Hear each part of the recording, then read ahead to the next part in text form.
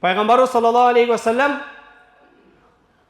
сахабалар менен жихадка чыкканда дагы кайсы бир өлкөнү, мамлекетти басып алганда кары картаңдарга, кыз келин аялдарга, анан жаш балдарга тийбегиле деп эскертетиле. Гумандуулук деген, толеранттуулук деген бул ыйманда, исламда. Мекенчилдик деген, патриоттук деген бул исламда.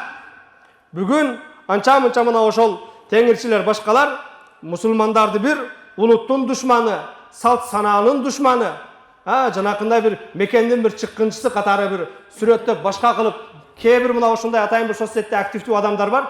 Кайра ушундай бир пикирлер менен чыгат. Акылына келбесе, тобасына келбесе, жанакы кыш болбойт, башка болбойт деген кээ бир анча-мынча булардын башчыларынын дагы жаназасын окуп көмгөндүгүбүздү унутпаштары керек.